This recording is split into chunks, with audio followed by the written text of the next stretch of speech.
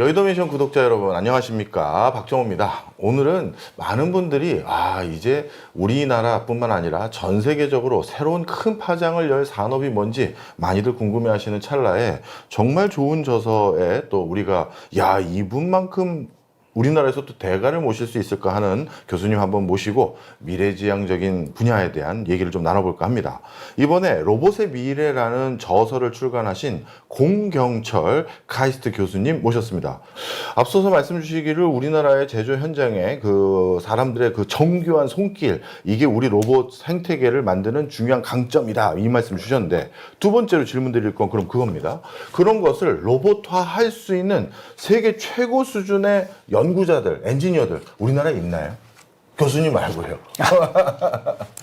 우리나라의 그래도 연구 인력, 그러니까 특히나 이제 우리 젊은 이 인재들의 어떤 뭐 학술적인 아니면 창의적인 그런 퀄리티는 뭐 사실은 전 세계 최고라고 보셔도 무방합니다. 실제로 전 세계 어느 나라를 가든지 그게 뭐 구글이 됐든 뭐 테슬라가 됐든 메타가 됐든 어디가 됐든지 사실 진짜 그 핵심적인 연구개발자들은 한국인이 빠지는 데가 없어요. 그 정도예요? 네, 정말 많은 부분에 이제 한국인들이 들어가 있고요. 다만 그 분들이 이제 한국에 와서 한국 기업을 위해서 일하느냐 아니냐, 뭐 그건 좀 다른 문제니까. 근데 어쨌든 전 세계적인 로봇공학의 리더 역할을 하시는 분 중에는 그래도 우리나라 사람들이 굉장히 많이 있다. 그리고 항상 보면 우리를 스스로 너무 격하해서 생각하는 건 우리나라 사람인 것 같아요. 왜냐면 예전에 뭐 달파 로봇 챌린지 이런 거 보면 사실은 뭐 그 전에는 뭐 미국 로봇이 당연히 우승하고 했지만, 그러니까 그렇게 말씀들을 많이 하셨지만 뚜껑을 딱 열어보니까 실제 경진대회에서는 이제 카이스트 오준호 교수님 팀이 당당하게 1등을 차지하셨잖아요. 저희도 사이베슬론이라는 이제 경진대회에 나가서 처음에 이제 스위스에 대회 나갔단 말이에요. 그랬는데 한국 취재진도 저희를 찍지 않았어요. 우승할 거라고? 네. 어차피 뭐 로봇다운 로봇은 다 저기 어디 미국, 일본, 스위스 뭐 이런 데겠지라고. 그냥 선입견을 가지셨구나. 그냥 우리나라 이 취재진도 우리나라 이 그 카메라들도 다 이제 그쪽을 찍었지 저희를 찍지 않았어요. 근데 그러다가 보니 근데 실제로 대회 결론은 뭐 저희가 3번 대회 했는데 3번 다 메달을 땄고 2번은 뭐 금메달을 땄고 마지막 거는 사실은 굉장히 압도적으로 금메달을 땄고, 그런 걸 보면 우리나라의 그런 R&D 인프라, R&D의 저력, 특히나 우리 젊은 친구들의 어떤 그런 정말 영특한 그런 부분은 뭐 전 세계 최고라고 보셔도 무방합니다. 그렇군요.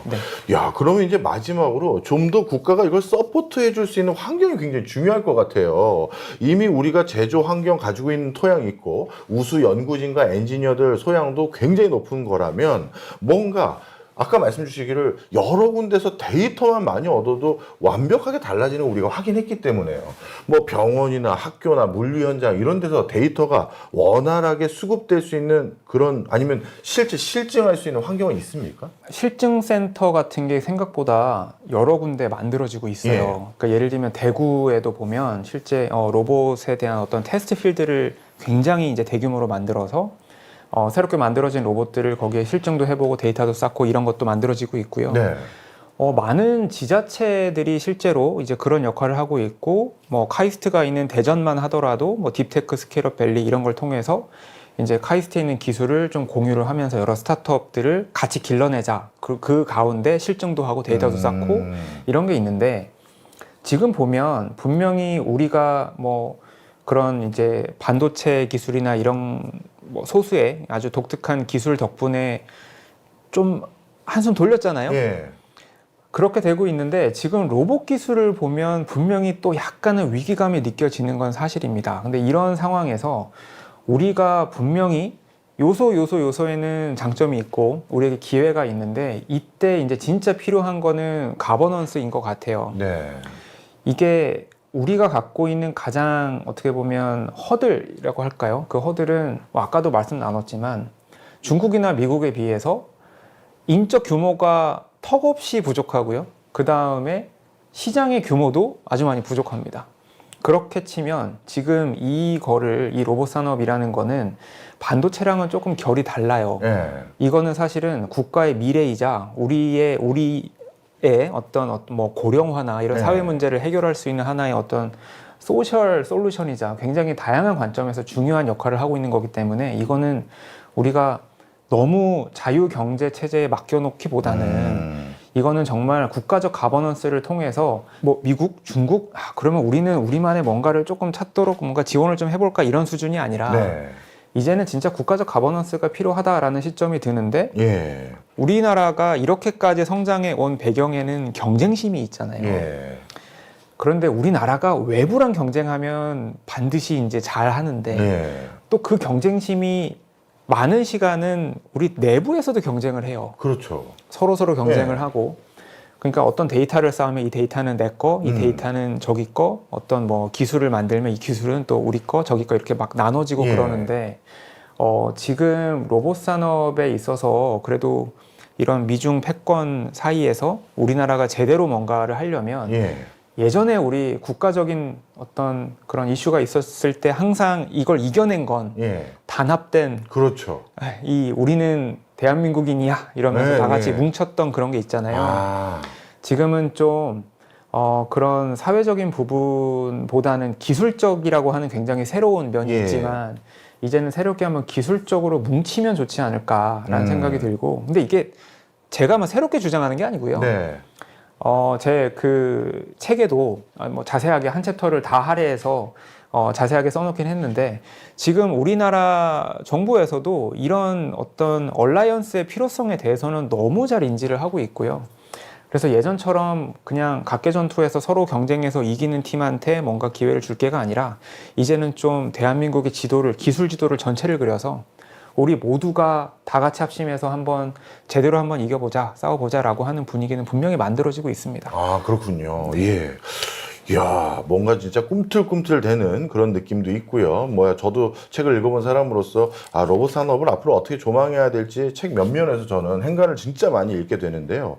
그런데 갑자기 이런 궁금증이 듭니다. 물론 제조 DNA 막강한 건 있지만 현장에서 아직 수용성은 우리가 풀어나가야 될 숙제고 그리고 실증 환경에 대해서도 좀 뭉치면서 단합된 어떤 구조를 만들었을 때 훨씬 폭발력이 있다는 것도 우리가 슬슬 더 많이 해결해야 될 부분인데 이런 토양이 아직 없음에도 불구하고 사이버슬론에서 어떻게 우승하신 거예요?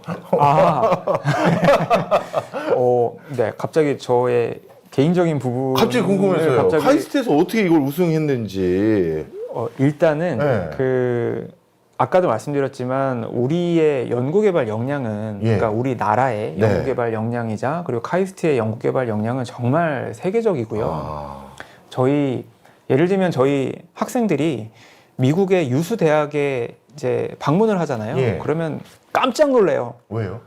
연구개발 환경도 저희보다 훨씬 낙후돼 있고 거기에 뭔가 투입되고 있는 여러 가지 뭐 자금적인 거나 주변의 환경적인 거나 그런 부분이 사실 우리나라가 절대 뒤처지지 않는 수준이 아니라 굉장히 우수하다라고 보셔도 될 것 같습니다. 그런데 거기에다가 제 경우를 보면 저는 로봇이지만 헬스케어 내지는 의료 쪽이 접목된 로봇이잖아요. 네. 이게 많은 분들이 우리나라의 위기다라고 말씀을 하시고 분명히 약간 위기감이 있는 건 맞는데 이제 그 의대 쏠림 현상 예. 때문에 또는 덕분에 정말 의료 관점에서 우수한 연구자분들이 많이 계세요. 덕분이네요. 그래서 제 연구만 보면 덕분에 예. 그래서 진짜 어떤 그런 장애를 극복하고 어떤 그런 재활이나 이런 의료적인 관점에서의 로봇 기술을 만든다라고 하는 거는 우리나라 인프라가 저는 너무 긍정적이고 좋은 것 같습니다. 네. 그래서 그런 것들을 기반으로 해서 좀 열심히 했더니 네, 그래도 우승할 수 있는 기술이 나오지 않았을까 네. 그런 생각이 듭니다. 진짜 압도적으로 우수한 인력들이 있었기에 가능한 요인이 됐었구나 이런 생각도 듭니다. 자, 그러면 또 관점을 하나 달리해서요. 교수님에 대한 저 궁금증도 많아서 엔젤 로보틱스 아마 우리 투자자분들은 또 이런 생각부터 하고 있을지도 몰라요. 이거 책 좀 읽고 정중하게 정치하게 공부를 해야 되는데 엔젤 로보틱스에 상장됐나? 이거부터 살펴보는 분도 계시거든요. 네네네. 이 회사도 좀 설명해 주시고 이 회사의 최종 목표는 또 뭔지 이것도 좀 설명 좀 해주세요. 제가 2017년도에 창업을 한 예. 이제 기업이고요. 지금은 웨어러블 로봇을 전문으로 이제 만들고, 연구 개발하고 만들고 상용화하고 또 거기에 맞는 어떤 문화를 또 만들어 가고 있는 그런 기업이고, 지금 크게 보면 저희의 시장의 이 영역은 이제 헬스케어, 이제 의료 쪽이 있고, 그 다음에 국방이 있고, 산업이 있습니다. 네. 기술적으로 보면 저희는 다 이제 사람을 위한 로봇을 예. 하고 있고요. 사람의 어떤 신체적인 능력을 로봇 기술로 재정의하고 재창조한다라고 하는 모토를 갖고 있는데, 크게 보면 저희가 이런 사람의 능력을 그럼 어떤 관점에서 다시 정의하느냐라고 보면, 보조를 잘 하든지 네. 아니면 보호를 잘 하든지 아니면 치료를 잘 하든지 그 세 가지 관점이고요. 예. 그 다음에 이제 마지막으로 저희가 좀 이제 보고 있는 좀 약간 연구개발적인 관점에서는 초월도 해보면 좋겠다. 초월까지. 그래서 인간 능력의 어떤 회복, 그다음에 유지, 증강, 초월 이런 관점으로 여러 가지 기술들을 만들어내고 있고요. 예. 감사하게도 저희가 2024년도에 상장을 했고요. 예. 지금은 저는 이제 상장 이후에는 이제 기술 개발 쪽으로 좀 더 집중하기 위해서 이제 CTO를 맡고 이사회 의장을 맡고 있는 그런 상황입니다. 그렇군요. 사실 우리나라도 이렇게 잘 살펴보면 이미 상장되어 있거나 상장을 준비하는 견실한 로봇 관련한 회사들이 많은데, 저야 뭐 당연히 경제 전문가니까 일찌감치 알았던 회사고요. 바로 이런 분들이 이렇게 우리나라 로봇 생태계를 이끌어 가고 있다, 이렇게 말씀드릴 수 있을 것 같습니다.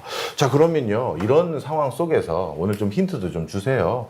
앞으로 가까운 미래에 우리들이 가장 먼저 체감적으로 느낄 로봇 기술, 로봇 청소기는 다 빼고요, 뭐가 또 있을까요?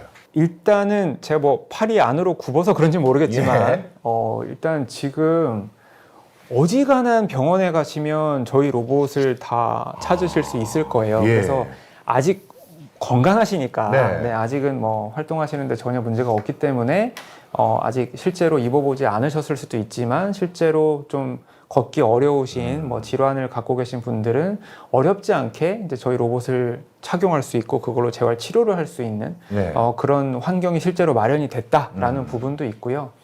그리고 이제 실제로 뭐 우크라이나 전을 보면 로봇이 투입이 됐다라고 네. 그런 기사들이 많이 나오잖아요. 그러면 또 다르게 굉장히 빠르게 변하고 있는 그런 부분은 이제 또 국방 현장에서의 로봇 기술의 투입은 굉장히 이제 빨리 변할 것 같습니다. 아주 빠른 시일 내에 국방 현장은 정말 로보틱스에 대한 이노베이션이 한번 일어날 것 같고요. 오히려 저는 그런 지금 많은 이제 휴머노이드 기업들이 이야기하는 예. 뭔가 휴머노이드가 우리 가정으로 들어와서 무슨 일상생활을 보조하고 내지는 공장에 들어가서 일을 막 대신할 거다라고 하는 점은 오히려 지금의 이제 언론에 나온 거에 비해서는 조금 느리게 봐도 되지 않을까라고 조심스럽게 생각을 하고요. 왜냐하면 여기서 잘 보셔야 되는 게, 기술만 보지 마시고 예.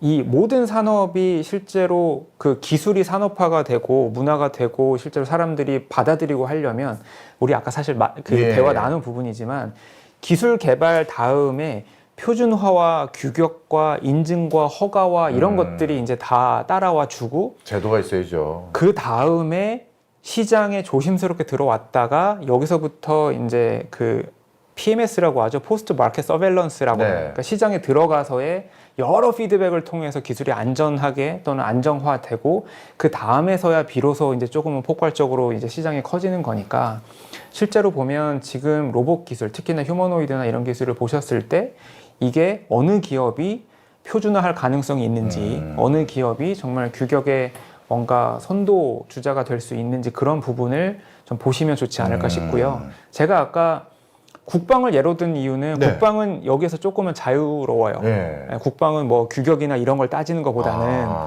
사실은 목적성이 분명하고요. 예. 그다음에 제가 아까 의료 관련된 그런 웨어러블 로봇을 포함한 이런 의료나 재활이나 이런 부분을 말씀드린 이유는, 네. 여기는 이미 제도가 잘 마련이 이미 됐습니다. 예. 왜냐하면 휴머노이드에 비해서도 워낙에 한 10년 정도 앞서서 한 사이클이 돌았기 때문에 그 사이에 규격도 생겼고 표준도 생겼고 그런 인허가 제도가 아주 탄탄하게 생겼기 때문에 예. 그러면 이제 실제로 시장이 열릴 준비가 확실하게 됐다라고 보시면 될 것 같습니다. 네, 그렇군요. 자, 이렇게 곧 로봇이 우리 코앞에 닥칠 이런 변화들이 바로 다 준비가 돼가고 있는 상황인데, 일견에서는 이런 변화 속에서 걱정만 하시는 분들도 있어요. 결국 아유, 내 일자리도 없어지고 뭐 또 어떤 것도 대체되고 하겠지, 부정적으로만 생각하시는 분들도 있는데, 로봇 기술이 가져올 우리 일상의 긍정적인 변화도 조금만 설명 좀 해주세요. 일단 제가 그 새로운 기술을 막 이것저것 만들고 예. 뭐 비단 제가 만드는 로봇뿐만 아니라 예. 뭐 다른 이제 뭐 다른 신기술들이 상용화가 되고 이렇게 시장에 들어와서 세상이 바뀌는 거를 조금 더 자세하게 보다 보니 이게 실제로 시장 안에 들어오는 어떤 기술은 예를 들면 로봇이 사람의 일자리를 대체할 거다라고 하는 그런 부분에서는 예. 거의 저는 확신하기를 사람이 버린 일자리를 먼저 로봇이 들어오는 거지 지금 사람이 열심히 하고 있는 그 부분을 로봇이 와서 로봇이 뺏어갈 거다라는 생각이 들지는 않아요. 네. 무슨 말씀인지 이해됐습니다. 네. 사람들이 하기 귀찮은 일, 힘든 일, 어려운 일은 로봇이 하지만 네. 우리가 하고 싶은 일은 먼저 로봇이 들어오지 않는다. 맞아요. 그게 왜냐면 이게 어느 사회든지 간에 예. 그 사회를 유지하려고 하는 아주 강력한 피드백 작용도 동시에 존재하기 그렇죠. 때문에 이게 기술이 막 앞서간다고 해서 갑자기 뭐 일자리를 다 뺏고 이러기는 쉽지 않다라고 예. 하는 부분이 있고요. 게다가 지금 이 로봇의 영역은 실제 물리적인 그런 작업과 좀 연결이 돼 있잖아요. 네. 그러다 보니까 아무래도 로봇이 하루아침에 많은 분들의 일자리를 바로 빼앗을 거다라는 생각은 들지는 않는데 예. 다만 일자리의 형태는 많이 바뀔 수는 있겠죠. 네. 매년 그 외 다보스 포럼이라고 하는 세계 경제 포럼 보면 뭐 로봇과 AI가 새로 만들 직업이 몇 개고 없어질 직업이 몇 개고 이런 거 막 조사해서 발표하잖아요. 항상 보면 순증이거든요. 그걸 보면 지표로만 보면 아 실제로 없어질 직업이 있긴 한데 새로 생길 직업도 많구나 라는 것만 보면 또 굉장히 긍정적으로 해석할 수도 있는 것도 있고요. 다만 이런 건 있는 것 같아요. 이게 아무리 일자리의 형태가 바뀌고 일자리의 수가 실제로 많아지더라도 내 일자리 없어지면 끝이잖아요. 그렇죠. 예.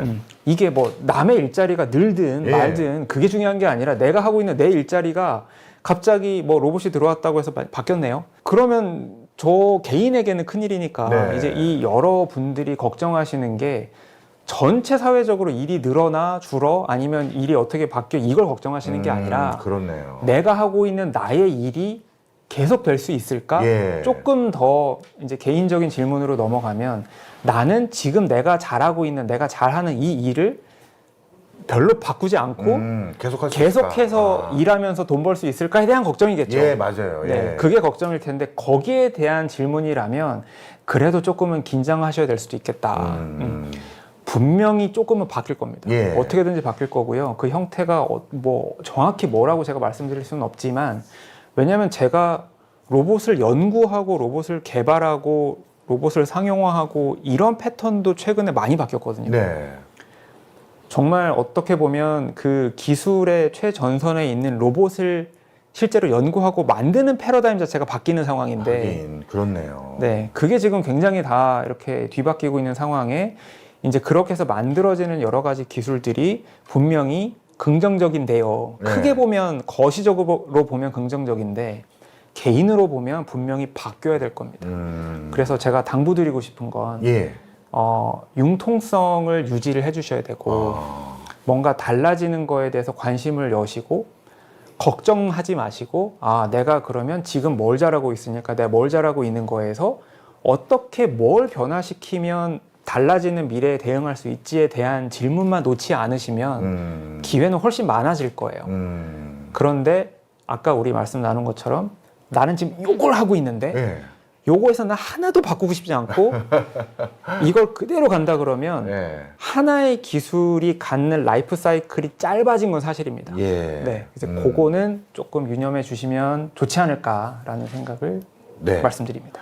혹시나 로봇 때문에 새로 생겨날 직업들 이런 것도 추천해 주실 수 있을까요? 지금 뭐 여러 가지 예측들이 많이 나오는 것 같아요. 뭐 예를 들면 뭐 로봇 보험 설계사 이런 것도 있고요. 예. 왜냐하면 생각해 보시면 우리 집에 로봇이 들어오면 맞아요.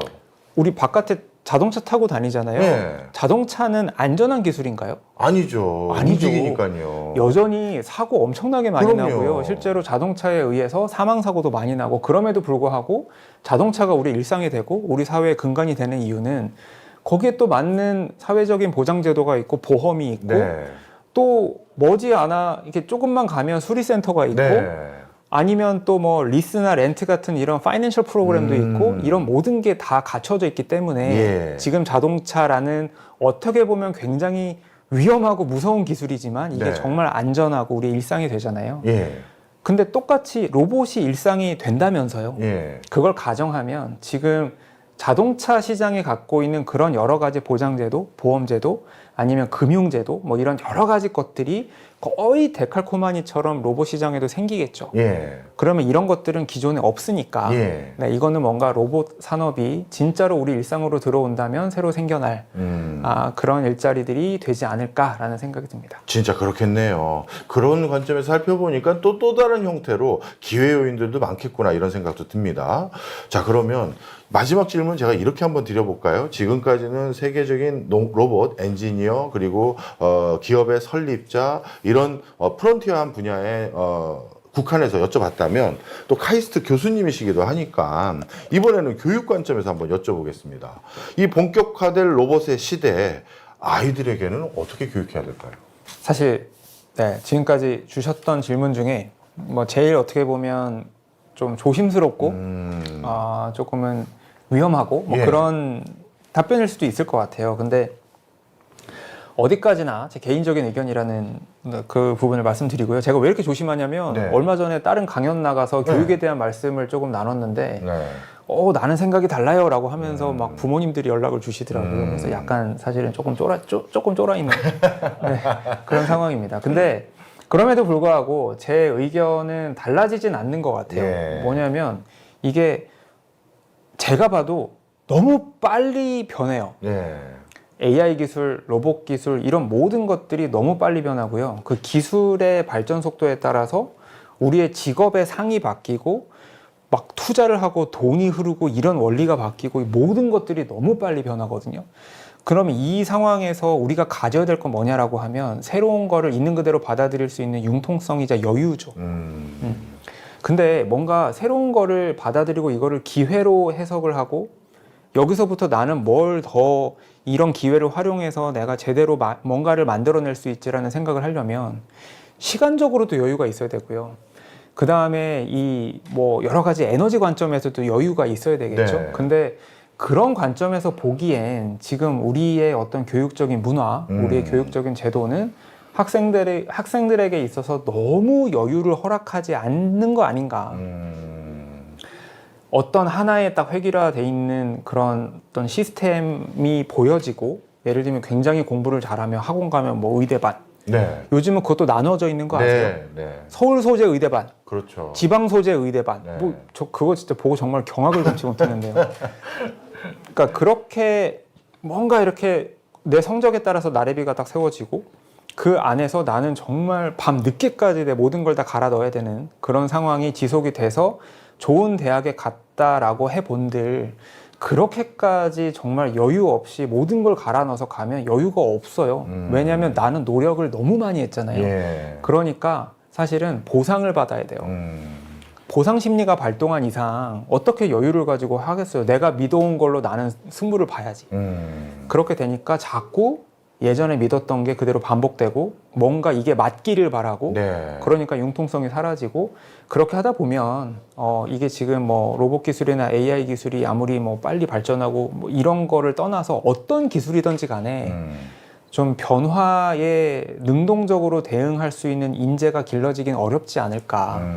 그래서 우리가 참 아이러니하게도 우리 미래 기술 내지는 미래 인재로 거듭나려면 우리 아이들에게 다시 선물해야 되는 건 어떤 또 다른 지식이나 뭐 이런 게 아니라 그냥 막연한 여유와 그다음에 스스로 그래도 좀 돌이켜보고 생각해 볼 수 있는 그런 분위기와 그런 환경이지 않을까 그런 생각을 하게 됩니다. 아유, 어머니들이 역정내실만 했네요. 교수님 같은 사람 어떻게 되나요? 이거 물어보려고 했더니 여유를 갖고 남을 돌아보고